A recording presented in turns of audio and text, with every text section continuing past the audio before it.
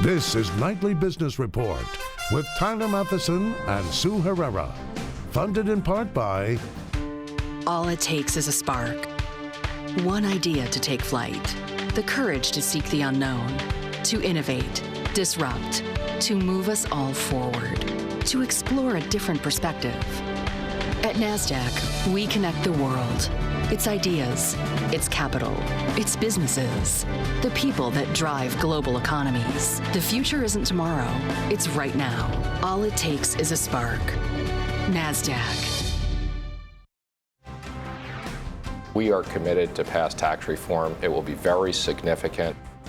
The Treasury Secretary lays out an aggressive timeline to overhaul the tax code, but do investors think it's realistic? Shipping out, the push to manufacture more goods in America means ports around the country will be busier than ever and in need of investment. Shortage of workers. 500,000 high-tech jobs cannot be filled by Americans. Is there a national fix for a problem plaguing manufacturers? Those stories and more tonight on Nightly Business Report for Thursday, February 23rd. And good evening, everyone. I'm Contessa Brewer, in tonight for Sue Herrera. And I'm Tyler Matheson. Welcome, everyone. Well, Treasury Secretary Stephen Mnuchin gave a target date for tax reform, August, and that could be a key reason why he's predicting the U.S. economy will see a growth boom, not immediately, but down the road. The person in charge of overhauling the tax code and remaking financial regulations is, as you may well know, a former Goldman Sachs banker.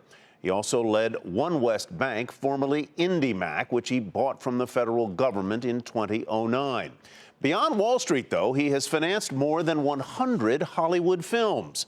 But his current task at the Treasury Department is complex, more than any film could be, and could run into opposition from lawmakers. In a wide-ranging interview today, Secretary Mnuchin told Becky Quick that the White House and both chambers of Congress are all working together. Becky began by asking him about the one issue that investors like you want to know more about: tax reform. Our economic agenda, the number one issue is growth, and the first most important thing that will impact growth is a tax plan. So we are committed to pass tax reform. It will be very significant. It's going to be focused on middle-income tax cuts, simplification, and making the business tax competitive with the rest of the world, which has been a big problem and a lot of reason why companies are leaving and cash is sitting offshore. So that's really our focus. We want to get this done by the August recess. We've been working closely with the leadership in the House and the Senate, and we're working on a combined plan. We've already seen regulatory reform start. Do you think that we would see 3% plus GDP by next year? I think it's going to take time to get there. So I think it would be, more towards the seeing the growth towards the end of next year. I think by the time we pass tax reform, you see the impact on the economy, you see the impact of regulation. It's definitely going to take into next year to see an engine of growth. Do you agree with the border adjustment tax as something that you think needs to be involved in tax reform? We're looking closely at the issues on the border adjusted tax. I've spoken extensively with Paul Ryan and with Chairman Brady on this, and we're looking at it. We think there's some very interesting aspects of it. We think there's some concerns about it. We are all committed to do is make sure there is a combined plan that is the administration's plan with the support of the House and the Senate, that we're all working together on one plan that gets passed. Back in November, you said that even if wealthier people get a tax break, it's not going to be that they necessarily are paying less in taxes because the deductions, the loopholes, will be closed as a result.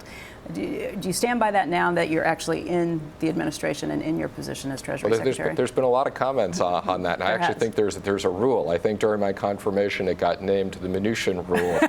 We're primarily focused on a middle-income tax cut and simplification for business. On the high end, if there are tax cuts, that they are offset with reduction of deductions and other things. So it's something we're going to carefully look at. Fannie and Freddie, it's been a huge issue that people have kind of been swirling around. It's hard to say exactly where the administration stands on it, but you have been committed to housing finance reform. Can you tell us how you come down on that and what sort of time frame we should expect? I met with Mel Watt this week. We had a very good conversation. I've met with Jeb Henserling. We've talked about the various different issues. So again, I think, as I've said before, I'm committed that under this administration, we're going to have housing reform so that we don't just leave these entities the way they are. They've been sitting there for too long of a period of time, and we need a solution. And we're going to look at this. I think this will be one of the areas where hopefully we will have a bipartisan solution. We have a team internally that we've already assigned. So this is something we're going to study carefully. So I don't think you're going to see something right away from us, whereas tax reform is a near-term issue. But this is definitely on the agenda. You know, we got a lot of things to do here. It is a long to-do list and one that the market's following very closely. Treasury Secretary Mnuchin says that he will be watching the market's reaction because he sees it as a scorecard reflecting what the public thinks about the administration's efforts so far. For Nightly Business Report, I'm Becky Quick from Washington, D.C. That interview with Secretary Mnuchin was the talk among investors. After all, it's the expectation of tax reform and infrastructure spending that has helped lift the stock market. Well, today the Dow Jones Industrial Average closed at its 10th straight record, up 34 points to 20,810. The Nasdaq lost 25, and the S&P 500 was up just about a point. But stocks got off to a rocky start today as the market focused on just a few of the comments made by the Treasury Secretary. Bob Pisani explains. The stock market had several problems with Mr. Mnuchin's comments. The S&P opened at a new high, but quickly gave up all of its gains and moved into negative territory early in the morning. Most importantly, bank stocks were among the weakest sectors. Traders chose to focus on Mr. Mnuchin's comment that he wanted tax reform to pass by the August recess, which many doubt could happen. There seems to be a sense that reforms will take longer than many had anticipated, with Mr. Mnuchin saying that growth would come toward the end of next year, a time period likely further out than traders anticipated. There was also some concern that Mr. Mnuchin's emphasis on middle-income tax cuts first meant that corporate tax cuts may not be as great as anticipated. Tech and industrial stocks, which would be big beneficiary of tax cuts, were mostly weaker on the day. But traders really raised their eyebrows on Mr. Mnuchin's acknowledgement that the stock market rally has been a report card on the Trump administration, implying that the markets have given the president essentially an A. Now, this is an extraordinary claim for a Treasury Secretary, which have been historically neutral on markets, particularly something as sensitive as stocks and the dollar. It is also a very dangerous game to be playing, since if you live by the stock market, you can die by the stock market. For Nightly Business Report, I'm Bob Pisani at the New York Stock Exchange. Well, rising interest rates are apparently not slowing down home prices. A new report from the Federal Housing Finance Agency shows an increase of more than 6% in the fourth quarter of last year from the year prior. Now, some of that increase is due to a lack of listings on the market, which shows no signs of letting up. The states with double-digit home price increases include Oregon, Colorado, Florida, and Washington. The strong job market is also contributing to the rise in home prices. Today, we learned that the number of Americans filing for unemployment benefits rose 6,000 last week, slightly more than expected. But despite the rise, the four-week average remains at its lowest level since 1973. The issue of jobs topped the agenda at the White House today, as it has on so many days. The president met with executives from some of the country's biggest corporations to share ideas on how to bring more of those jobs back to the U.S. Eamon Javers reports tonight from the White House. Thank you, everybody. Please sit down. President Trump welcomed 24 of the country's leading manufacturing executives to the White House today to tackle everything from job creation to tax reform. The president was clearly in his comfort zone. There's nothing like what you do. The Caterpillars are the best. And when we raise the dollar and we let other people manipulate their currencies, it's the one thing that stops you, Doug, right? It's the one we'll thing. take them on. Bring them on. Right. Technology, no, but we have to give you a level playing field. Trump's pro-business approach was lauded by many executives, including Dow Chemical CEO Andrew Liveris, who leads the president's Manufacturing Council. It was very much a working session today, following a month ago when we first met with the president. Needless to say, we in the manufacturing sector, all the CEOs that were here today and in the last meeting, are very encouraged by the pro-business policies of President Trump and his cabinet. Some of us have said that this is probably the most pro-business administration since the founding fathers. Before the sit-down with the president, the executives were broken up into 4 working groups, hashing out ideas on taxes, trade, regulatory reform, infrastructure, and what the White House called the workforce of the future.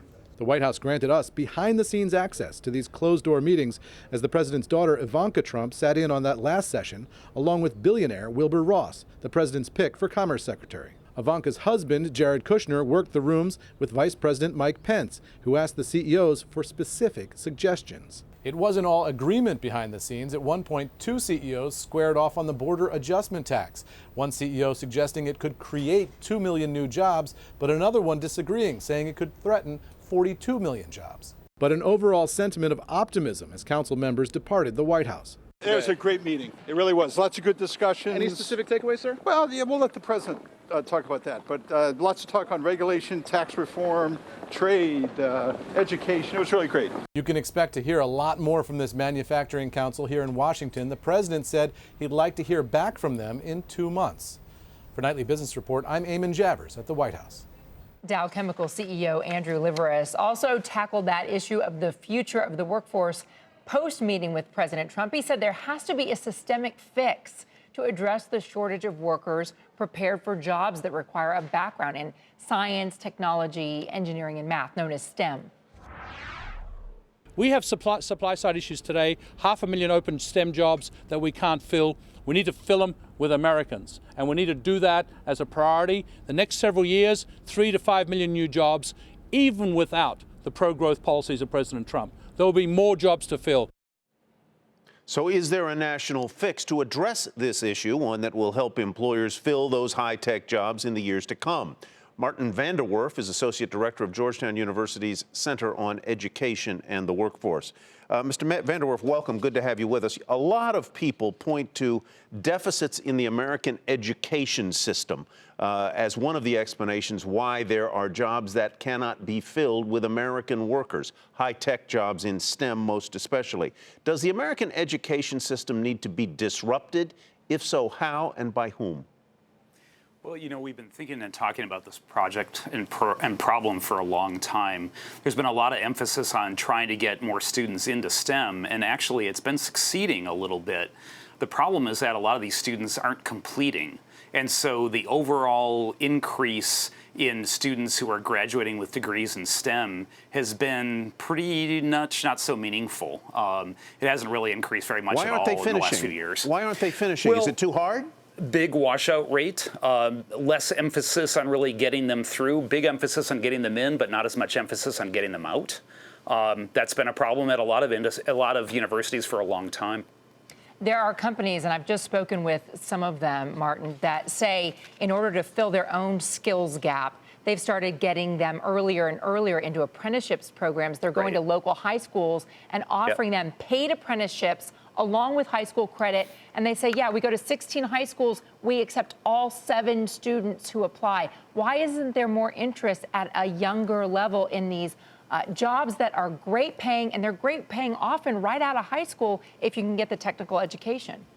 You know, the growth in the apprenticeship programs in the United States has been very limited. I was reading some data today that it's grown over the last few years from about 375,000 to 505,000 students in apprenticeship programs. 500,000 people in apprenticeship programs in a country with a workforce of over 140 million. It's not very meaningful. It's not a very big advance so far. It is something that we need to emphasize and do more of. The other thing I think we need to do more of is not emphasize so much graduate degrees and bachelor's degrees in STEM fields, but more certifications and licenses in fields that are related to technology and science. We haven't done enough of that yet in this country either. What's the best thing we could do to play catch up? Probably the best thing that we could do right off the top is to emphasize that exactly what you were saying a few minutes ago, which is a lot of these jobs don't require a lot of education beyond high school, and a lot of people just simply don't believe it. We have not done a good job of advertising these programs. We have not done a good job of really recruiting students to these programs and making them understand that you can get out of high school, work for a couple of years as an apprentice, and get into these fields. But that would be a great thing. But frankly, it's going to take a while to build up the infrastructure around that. Martin, thank you for the conversation. Very helpful.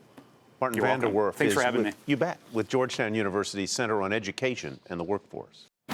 Still ahead, as President Trump pushes for more companies to make more goods in America and send them overseas, that creates the need for investment, expansion, and opportunities at our nation's ports.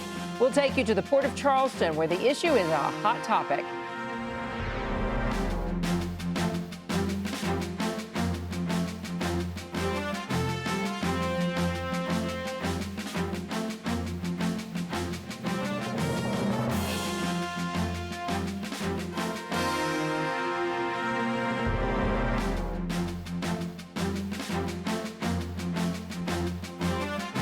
Nissan's Carlos Ghosn will step down from his role as CEO. He will remain chairman of the Japanese auto company and will focus on the alliance between Nissan with Renault and Mitsubishi Motors. Ghosn has led Nissan for nearly 2 decades and rescued the automaker from near collapse. Well, as President Trump pushes for America to manufacture and export more goods, ports around the country are preparing to become busier. In South Carolina, that means a major investment to handle the growing number of companies shipping out of the Southeast. Phil LeBeau has more now from the Port of Charleston.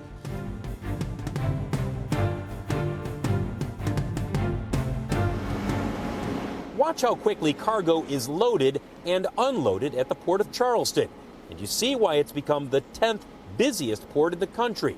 But as manufacturers like Boeing expand and build even more products in South Carolina, the port needs to grow. Most of the foreign direct investment in manufacturing, we believe, will be in the Southeast. So we have to invest in existing facilities and new facilities in our harbor depth so that we can handle the big ships that will carry that traffic. Right now, the Port of Charleston is in the midst of a $2.3 billion expansion. Why? Because it's busier than ever. Looking down from this train as they unload a cargo ship here with 6,700 containers, you can see how quickly they're moving. This container, by the way, weighs about 44 tons.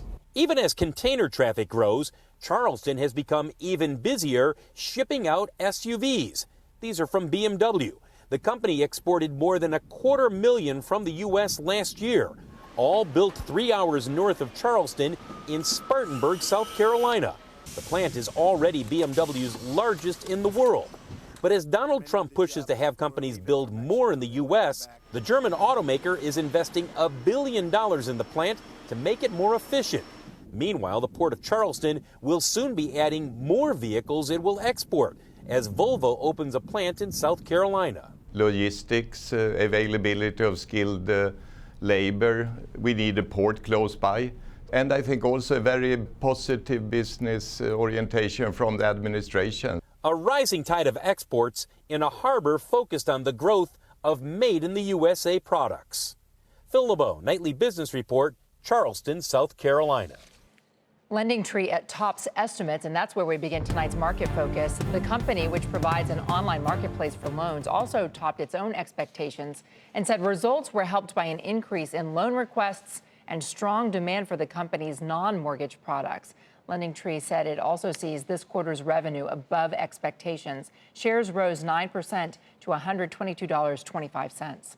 Hormel Foods said persistently low turkey prices pressured results in the latest quarter, saying that's expected to hinder future performance. The maker of Spam and Muscle Milk cut its full-year earnings outlook after reporting worse than expected profit, but revenue did come in slightly above targets. Shares fell 5% to $35.29.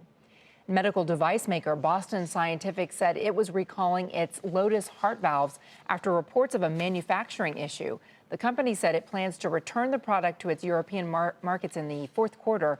It's not yet approved for use in the United States. Shares fell almost 3% to $24.48.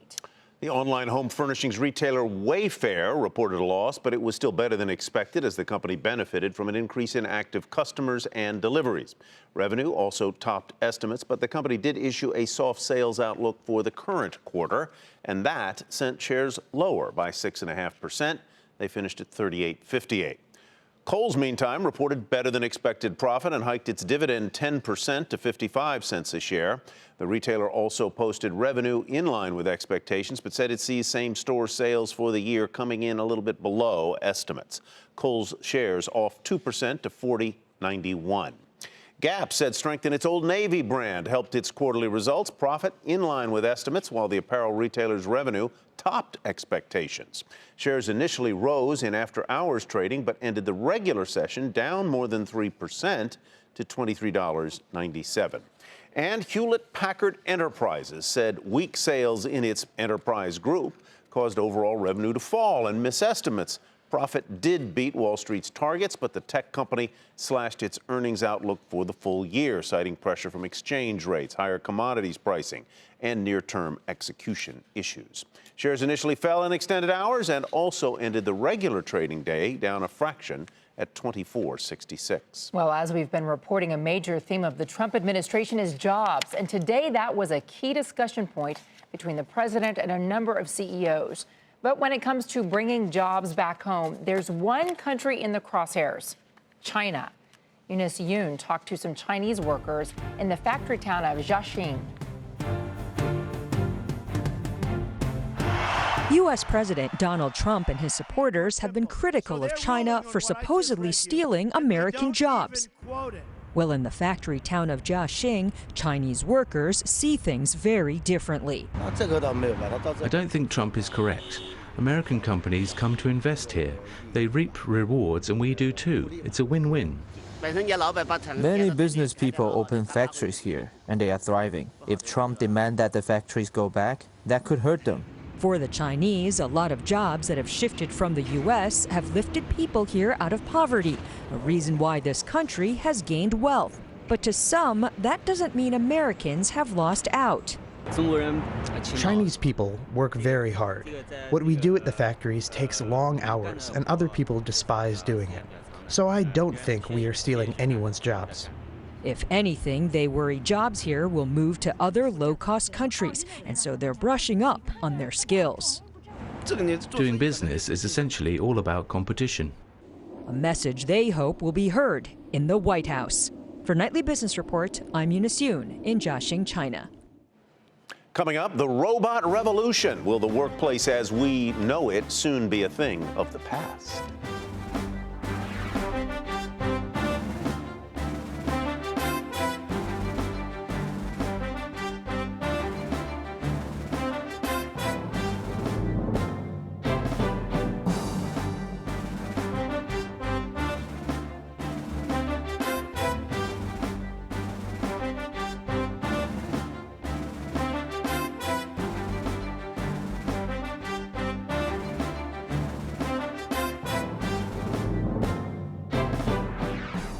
The future of the workplace also includes robots as some tasks become more automated.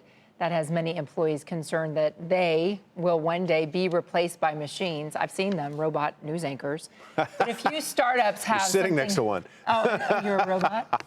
A few startups really have something else in mind. They want workers and robots just to get along. They're known as cobots, at least for now. Julia Borston has our story. The market for collaborative robotics is expected to reach $12 billion by 2025, according to Barclays. We'll see cobots across industries, not just manufacturing. People will increasingly be working with robots in hospitals where they're doing tasks such as dispensing medicine. Rethink Robotics uses human workers to show a robot what it needs to do for everything from building cars to teaching in classrooms. And a range of robots are tackling automated checkouts and customer service. Hardware store Lowe's Lowbot speaks multiple languages and knows where everything is stocked on shelves. What people can expect is that they will increasingly be working side by side with robots who may be giving them directions in some cases, who may be, in many other cases, taking the most sort of repetitive and repeatable activities that they do off their plates. So far, Lowe's hasn't used these robots to eliminate jobs, but rather the Lobot eliminates simple tasks, while employees focus on the more complex ones, like designing kitchens. And a range of tech companies are looking to cash in on this trend. Startups include Universal Robotics and Rethink Robotics, as well as Boston Dynamics, which Google owns. And Piaggio, which created the Vespa, has this robot to carry people's stuff. But it's not all about working hand in hand with machines. These advancements in robotics will eliminate jobs. About 7% net job loss a year over a decade, according to Forrester's Gounder. And that includes the gains in robotics jobs. But some jobs will still require human minds. Creative jobs actually over the next 10 years will be resilient because human imagination is very hard to automate. We'll see if that changes and whether more jobs are threatened as robot technology improves. For Nightly Business Report, I'm Julia Borston in Los Angeles. iRobot. All right, and finally tonight, not only does the new Treasury Secretary want to overhaul the tax code, but he recently overhauled his signature because his signed name will appear on all U.S. currency going forward. He didn't like the way it was looking. Now, here it is. The one on the left is his former signature, totally illegible. In the interview with Becky Quick today, he revealed the new and improved version, which you can see right there on the right, Stephen T. Mnuchin. Right, you can read the one on the right. You can read the one on the right. Mine has gone the opposite direction. That's Nightly Business Report for tonight. I'm Contessa Brewer. I'm Tyler Mathisen. Have a great evening, everybody. We'll see you tomorrow. Nightly Business Report has been funded in part by... All it takes is a spark. One idea to take flight. The courage to seek the unknown. To innovate, disrupt. To move us all forward. To explore a different perspective. At NASDAQ, we connect the world. Its ideas, its capital, its businesses, the people that drive global economies. The future isn't tomorrow, it's right now. All it takes is a spark. NASDAQ.